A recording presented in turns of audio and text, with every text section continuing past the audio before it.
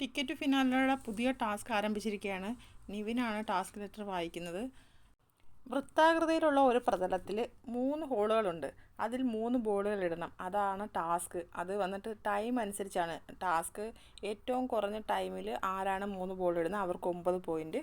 അത് ഏറ്റവും കൂടിയ ടൈം എടുത്ത് 3 ബോൾ ഇടുന്ന ആരാന്ന് വെച്ചാൽ അവർക്ക് 1 പോയിൻറ്റ്. ആ കണക്കിലാണ് വരുന്നതെന്ന് ബിഗ് ബോസ് പറയുന്നത്.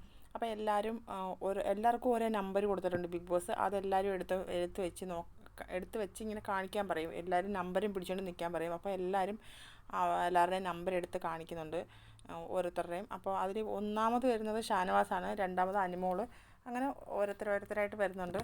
അതിൽ എല്ലാവരും വന്നിട്ട് ഇടുന്നുണ്ട്. പക്ഷേ കുറച്ച് ടൈമുകൾ തോന്നിയെടുക്കും. ആദ്യം വന്ന അനിമോൾ വന്നപ്പോൾ അനിമോൾക്ക് ഭയങ്കര പാടായിരുന്നു ആ പ്രതലം പോലെ ഒരു സാധനം എടുത്ത് മേലോട്ട് വെക്കാൻ, ഒരു കമ്പിക്കകത്ത് കുത്തി വെക്കണത്.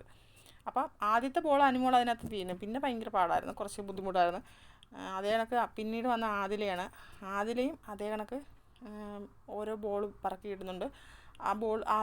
എല്ലാവരും 3 ബോൾ ഇടുന്നുണ്ട്. പക്ഷേ ടൈം അനുസരിച്ചാണ് അത് പോയിക്കൊണ്ടിരിക്കുന്നത്. ടാസ്ക് പെട്ടെന്നാണ് കഴിഞ്ഞത്.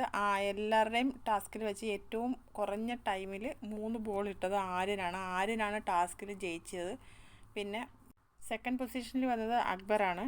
പിന്നെ 4th പൊസിഷനിൽ വന്നത് നൂറയാണ്. കഴിഞ്ഞ ഗെയിമിൽ നൂറയായിരുന്നു ഫസ്റ്റ് പൊസിഷനിലെത്തിയത്. അപ്പോൾ അടുത്തൊരു ലൈവ് അപ്ഡേറ്റുമായിട്ട് ഞാൻ വീണ്ടും വരാം. അപ്പോൾ എല്ലാവരും എൻ്റെ ചാനലൊന്ന് സബ്സ്ക്രൈബ് ചെയ്യണേ, സപ്പോർട്ട് ചെയ്യണേ.